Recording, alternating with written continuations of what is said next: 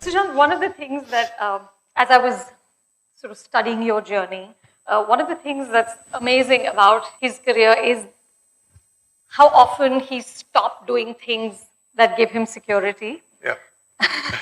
to go into things that are not secure and probably very uncomfortable. So I want to go back a little bit to the beginning. You grew up in a middle-class house with 4 older sisters. Yes. And you've talked a lot in interviews about being a very shy child who couldn't express himself, but then discovered that he wanted to be an actor. So do you have a memory of the first time you acted? Yeah, very vividly, because that was the first time when I was actually saying something very confidently in front of strangers. That was back in, I think, 2003-04 with Barry John, and there was this play that I was doing, and that was the first time that I experienced that I can say something and I can influence people. How old were you? So I was in my first year, probably one of you guys. That was such a fascinating feeling, because I told myself, wow, I can hide behind all these interesting characters. And I'll tell everybody that don't judge me, because it's not me.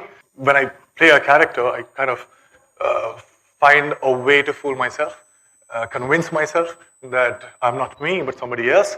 And that's such a relief. Not To playing not be yourself. you? I'm like, what do we do every day? I'm like, we try and project a personality that we think we are. And it's too much of an effort. So when you play a character, it's so much of a relief not to play yourself, but somebody else, and you actually get paid for it. Then you enrolled in an engineering college where you were pretty good academically. Yes. But you dropped out because you wanted to be an actor. Tell me about where did you find the clarity to do that, and what did your parents say? So first 16, 17 years of my life, I somehow convinced myself that I don't need to speak. Because At all? At all. Well, I had like 2, 3 friends, and I was very open with them, but then that's it. Because, like you said, I had 4 sisters. I was so pampered and protected in my family that when I used to step out as a kid, I didn't know how to deal with people. So I was like, why are they not treating me as my family? It was a complete contrast, and I was like, okay, let me not say anything. That's very safe. So it happened for first 16, 17 years of my life. I told myself, okay, let me be very good in studies, and that's how I can have a place in society.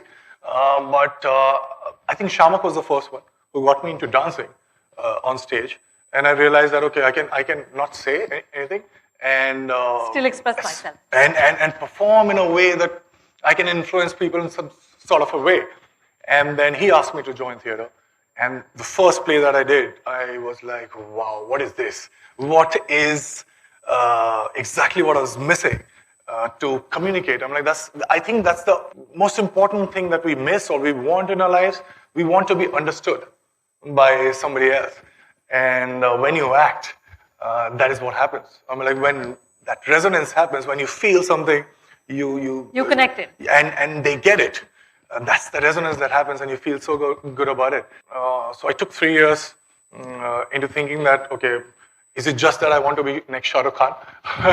Or a lot of dreams that man has inspired. Yes, or it is the thing that I'm doing right now that excites me so much. And I was sure in the 3 years of doing theater, and I was like, wow, I'll be wasting another year in doing engineering. So 3 years of engineering. Yep. I was like just there. 2 more semesters and I would have been an engineer, and probably... and we would have been a lot sadder, right? my dad would be very happy. He still tells me all the time that I know that you're doing well and everything, and I like you when you act. But that degree, man, you could have... Engineer bani jata hai. No, but I'm doing that. I'm like, my engineering college, it's a secret between us. My engineering college has asked me to come there and give a talk, just interact with students. And I very humbly I've requested them to give my degree back. They do. So they what's 2 semesters between friends, right? They're just considering it. So we're just there.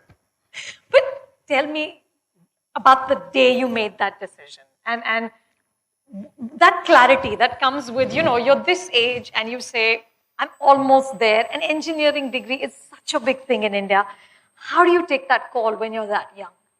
I think most of the time, so I think we are so conditioned into thinking that there will be a day when we'll do something, and that's when people will recognize who you are, and that will be the day.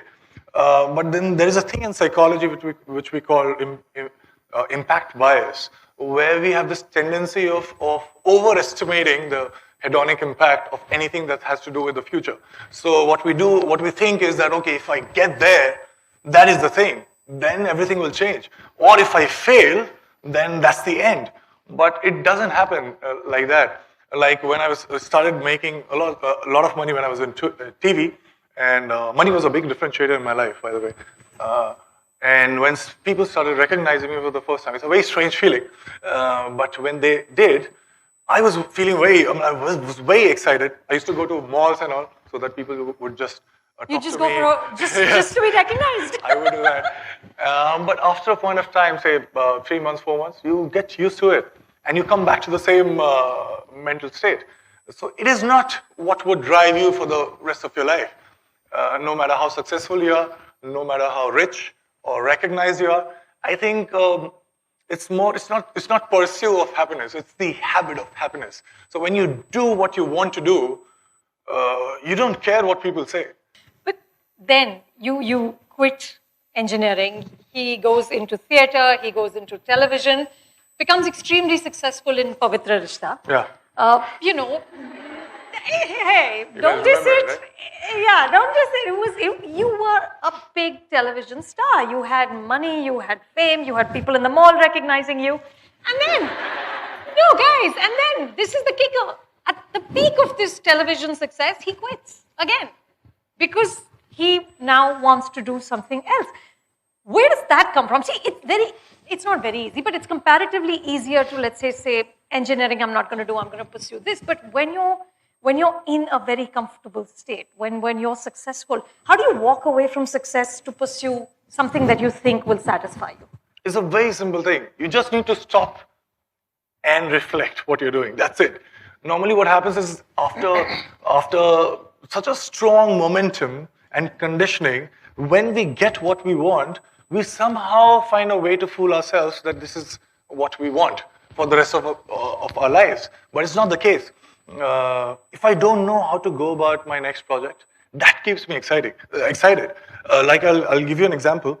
The film that I was supposed to do in November got pushed because of some reason, and I had 3 months of free time. I think Feb is the time when my next film is starting. Abhi. So there were 3 months of free time in between. And there are like many film offers in between. So I could have gone for one of them, but nothing excited me. So I'm doing a play right now. Really? Yes. So this is guys, who's getting tickets first? When is this play? When is it happening? It'll happen in last week of Jan and first week of Feb. Where? Probably in Prithvi and NCBA, so you guys can come and watch it. Oh my God! Big applause! Well done. What's it called? We're still figuring out. It's a thing on Moravia's Two of Us. So come and watch it, please. So what I want to say at this point of time is, it's not that I'm doing it to prove a point to somebody else that I'm different. Because if you do that and you become successful in doing that, you'll have to put up with a stranger all your life. So that is not what I'm trying to prove. It is just that's something that gets me up 10 minutes early in the morning in a very excited way. I don't know how to go about it, but I want to get there. So it's the same thing that I have followed since last 12 years. Probably the same thing that happened in TV too. I was getting money, everybody was like very happy with me, but I knew every day in the morning that what I was supposed to do. It was just no excitement. It was like, wow, I'm just wasting my time. So I didn't quit to get into films because I very generally believe that it's not an organic progression from theater to TV to films. It was just because I wanted to go to UCLA just to know how to read the film so that I can do it better as an actor. And fortunately, I got Kaipaja, and then that's how I stayed back. But between that time that you stopped doing Pavitra Rishta and you landed Kaipaja, did you have like a dark night of the soul, some moment of confusion, anxiety, insecurity about what have I done? No, nothing, absolutely nothing. And when I say it, I really mean it.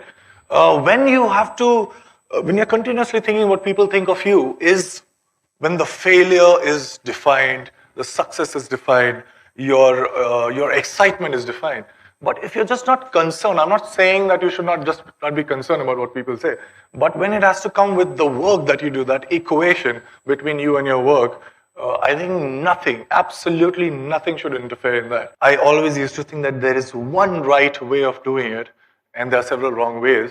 But in that period, I realized there are several right ways of doing it, and I was so probably wrong in thinking of what I thought. How long was this? How long? It was 6 months. So for 6 months, you didn't know that you would land a film, but you were fine. Completely fine. And I know that we make sense when we, in retrospection, when we look back and we say, oh, no, that was good, that was bad. But honestly, believe me, those 6 months were so good because I would just sit and think about how the different ways that I can do the same thing in a slightly better way so that I feel better about it. You know, Dibakar Banerjee, who directed you as Bomkesh Bakshi, said that you have a quiet arrogance that all actors should hold on to. Is that what gives you clarity? The clarity to stay at home for 6 months and not sort of be insecure? Probably, yes, because if you ask me right now that what am I doing right to be in the film industry, I don't know. Let me be very honest, I just don't know. I just do what I want to do in a way that I really think that I should go about. But that's about it. If I don't get films next year, I would do a play, or I would probably work in TV, but in a nice project. I don't care. If I don't get any of these three things, I would buy a 5D camera, I'll make a short film, I'll be the solo hero in that short film. I don't care. It's just the equation that I have with what I do. I just want to act so that there's some relief in between, so that I don't take myself so seriously all the time. That's it. Tell me, you got into the film industry, which, you know, has now become, of course, far, far more professional. There are corporates, there's studios, there's, you know, it's a very different place from when I first started working. But it's still very much a family-run business. Yes. It is still, no matter what we think and what we say, it is a very nepotistic place. As an outsider, how difficult was it for you to negotiate this? It would be very right for me to say anything about this because I got all the films that I did and all the films that I'm doing in next 2 years. These are the films that I really wanted to do, not because these were the best offered to me, but these are the films that I really wanted to do. So I didn't have to wait in between. I got the films that I wanted to do, so I can't complain. But it doesn't mean that it's not there. It is there. When you're successful in a way that people recognize it, your film does well at box office.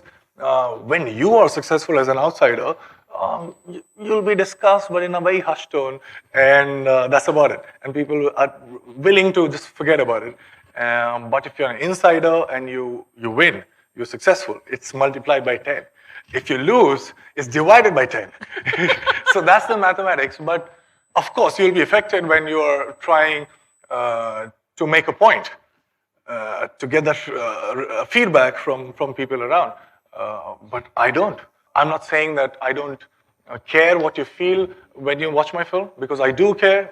As I said, when that resonance happens, and when I do a kind of an insinuation as an actor, and I'm just hoping that you get it, and you get it, I feel very good about it.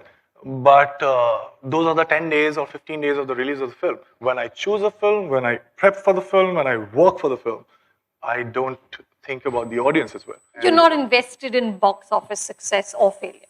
I don't know people who are invested in box office success in the industry that they claim to. They understand how it works, because nobody can guess. I have still not found any book that claims that this is how you'll get 100 crores in your next film. I've read it all, trust me. But it doesn't... There's no formula. There's no formula. It's only that after a film does something, we sit down in a very nonchalant way and we say that, oh, this is why, what happened. So we try to logically explain. So it's always the effect, and then we manufacture the cause after that, but not before that. So nobody knows what's going to happen. So if this is the case, if this is the chaos, let me find a pattern in that. Let me just not care about it, and let me be very selfish into thinking that okay, this is a film. I don't know the director. Nobody knows the director, but I like the script. I'll do that. Sushant, do you have any rituals that you follow to hone your craft? Like I read somewhere that when you start to play a character, you always find a song for each character. Yes, yes. Because I tried to find a way. I tried reading many books, but nothing helps. They tell you how to do the research, what are the things, what is the format, and you do it. But when you are in front of the camera, you cannot play that research for some reason. I mean, it's there in your head, but it doesn't translate into what you do. So like, okay, this is not the way. Let me know exactly how my character would feel at that point of time.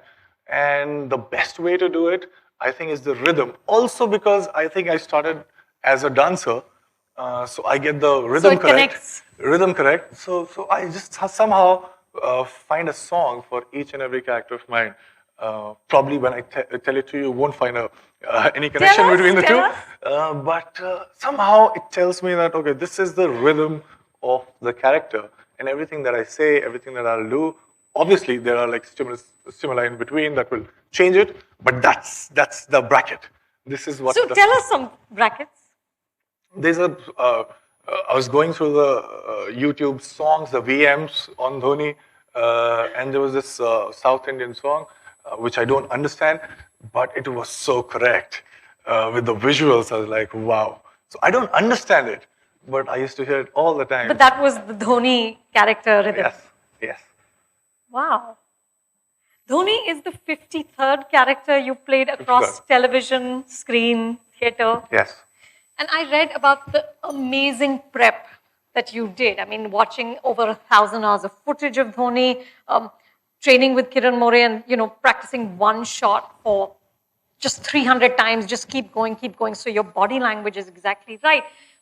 Talk a little bit, Sushant, about the importance of that work ethic. I can't emphasize enough on how important it is to really sweat and work hard. And here's somebody who does it in an industry that doesn't always do it. So tell us more about that.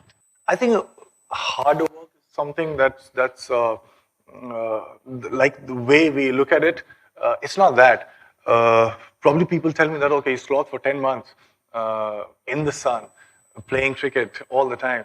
But it was not hard work for me. Let me be very, very honest here. Okay, I started with signing a contract and saying that I'm doing this film, which is Dhoni's biopic. So what are the things that I want to do? So I have to be very good at cricket. I have to get his body language, intonation, diction, everything correct. And I need to somehow, which was the most difficult part, was to understand the guy so that even in the scenes when I improvise something, I should be confident that it's not me improvising, but him. So that was the most difficult part. So these two things that people often talk about, that you got the cricket style correct. By the way, they think that it's the face replacement. It's not. It's the body replacement. I was the one playing all the shots. So these are the way relatively easier things to do. I like to play cricket. I was never very good at it. I never made it to my school team as well. But this was the time when I'm The irony of that, huh? Didn't make it to your school team, but you played Dhoni. And I started at the district level, failed cricketer in my first film, by the way. In 2 years, becoming the captain of Indian cricket team. Big round of applause. Fabulous. So here I am getting the MS Dhoni's kit. Kiran More is training me. And this was like, wow, this is what I wanted to do. I wanted to play more. I wanted to be like, can we play for another 2 hours? So it was not hard work. And that's exactly what I want to say. When I think you would be playing those PS4 and Xbox games. So when you play that, at that point of time, you're so much engrossed, you're so much interested, it commands your attention so much that you're just there and you just don't care about what happens. And then you look at it and like, wow, 3 hours, thanks. So that is what it is. Time is so subjective that when you enjoy doing something that you do, you don't get to know that you're working so hard. Somebody asked you, Sushant, in an interview about becoming a star. And you said, I don't know what that is and I don't intend to become one. Are you not at all seduced by the notion of stardom? No, if you give it to me, I keep it. because I don't know what I would do without it. So I'll just keep it. But at the same time, if you don't give it to me, I don't miss it, because that's not something that I'm looking forward to. I'll be very honest. When I started, that was the incentive that I was. Am I? Yeah, you're back on. Yeah. So that was the incentive that I was trying to give myself into dropping out of the college. That you'll be a star one day. Yeah, I'll be a star. I'll be the next big thing. That's it. Period. So I convinced myself, and I wanted that to some extent, just because I didn't have those things. All my 18, 19 years of my life, nobody actually looked at me and said that, oh, you exist. Nobody, because I was such an introvert. And at the same time, although we were not that poor or something, but then money was a differentiator in each and every decision that my family used to take. And I remember wanting to go to this university, but I couldn't because I didn't have that much money, and I was a small kid. And I was like, wow, it's such an unfair world, because I can't do something that I want to do because I don't have something that I possibly cannot earn at this point of time. So I was like, wow, this is very, very important. So when you don't have it, a small part of it can buy you a lot of things. But after that point of inflection, a lot will buy you just the small thing. So that is the irony of it. I realized it thanks to TV, because I got that recognition, I got money, and I realized, wow, that's it. This is what I was working for.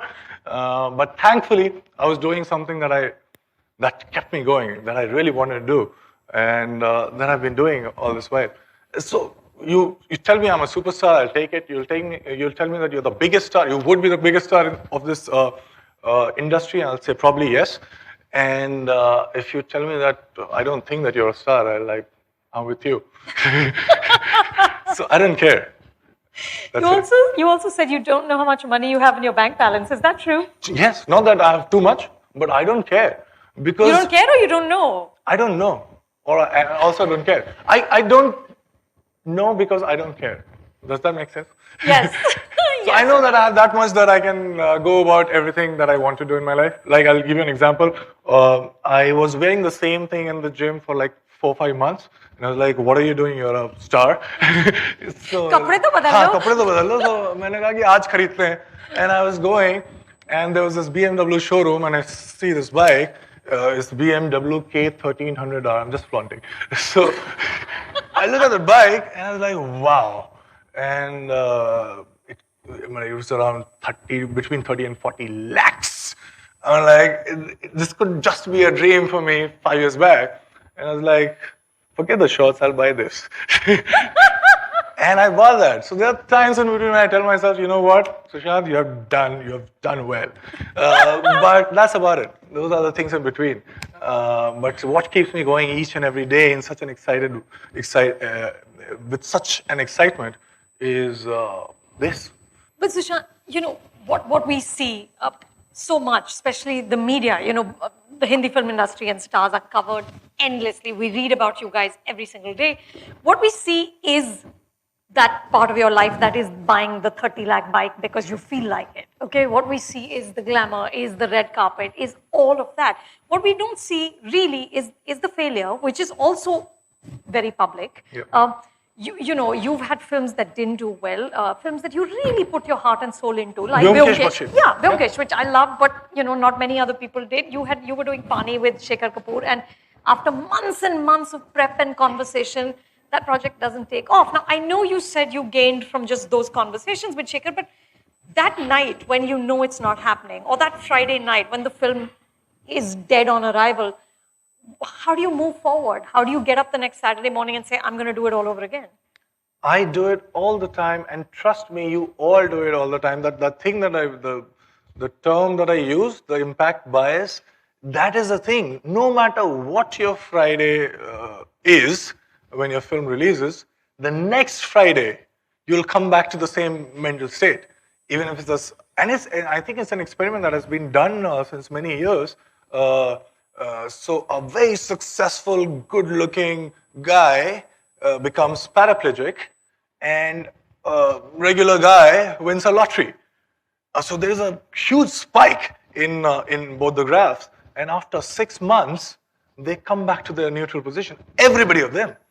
So this is what we do after. So we overestimate the impact that's going to happen if we are successful or if we fail. But it doesn't happen like that. And do you get sad or not even that? Of course, I do get sad all the time because I look at the work I do normally. Dhoni is the only film that when I watched, I was not watching the monitor when I was shooting it. I was just looking at it and I'm like, boy, a good man. That's it. Before that, when I used to dub for the film, I was like, oh, I know that you're pretending, or you're not that honest. Oh, I could have done that. So yeah, that's. So Dhoni is the first time you felt like you had acted. Yes. You patted yourself on the back. I was smiling all the time. I was like, wow.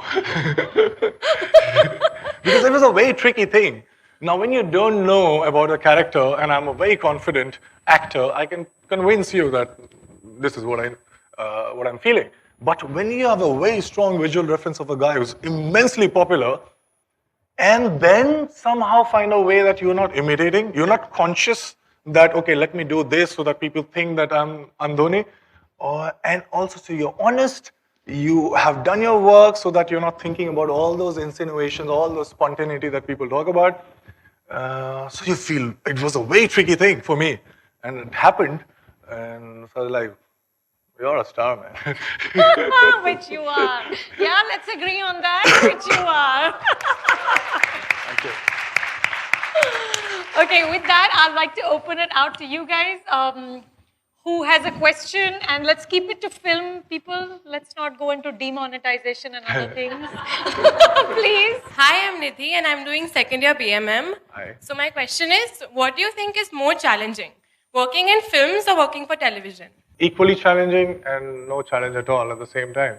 Because as I said, if you really like doing what you want to do, then you are performing in front of a live audience or a TV camera. I don't know what camera is that, but I would do the same. So it's just that. So no challenge and equally challenging at the same time. Paychecks are different. Thank you. I'm Dave from FIJC.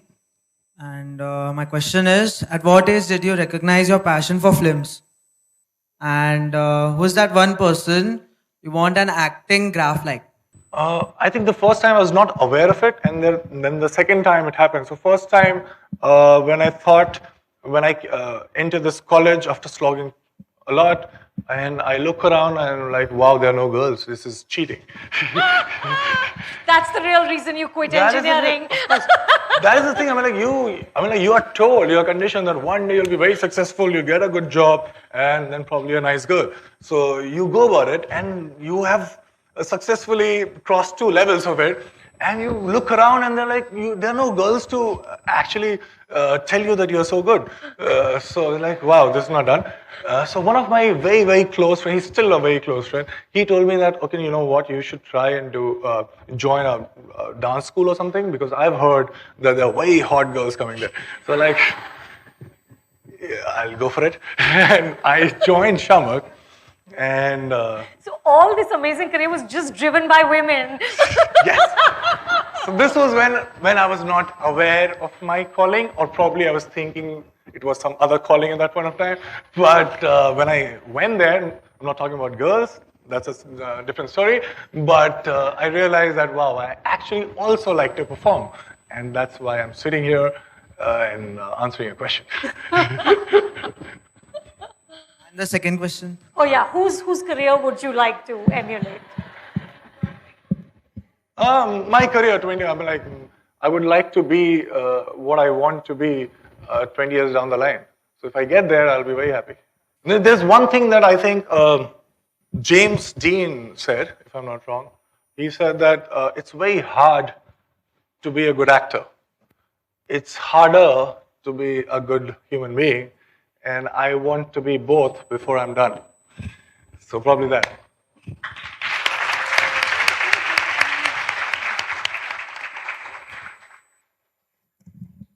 Well, hello. Hi. My name is Sonali and I'm a second year mass media student. So my question for you is, as being a media student, we know the pros and cons of media. So I would love to know, how do you personally deal with criticism, rumors, failures, etc.? I'll answer your first thing, criticism, because failures and successes are very subjective, and I'm very sorted in that respect. But I realize that even when I insulate myself with these two things, like criticism is something that can actually bother you all the time. So I was like, okay, let me act in a way so that they say the same thing that I'm expecting, but it doesn't happen all the time. Most of the time it doesn't. So I was like, okay, so what's the other way? So let me just completely cut off. And if you don't get to know what they're saying, you can imagine whatever you want to be. And that's how I do it. I call it a Teflon coating. I don't read newspapers, I don't watch TV, Netflix, good. But I don't get to know what people are saying unless you walk up to me and say that you were bad or good or whatever, and I'll forget it in the next 10 minutes. But that's it. Hi, I'm Nishtha, and my question is actually to Anupama ma'am. So, ma'am, as students of media,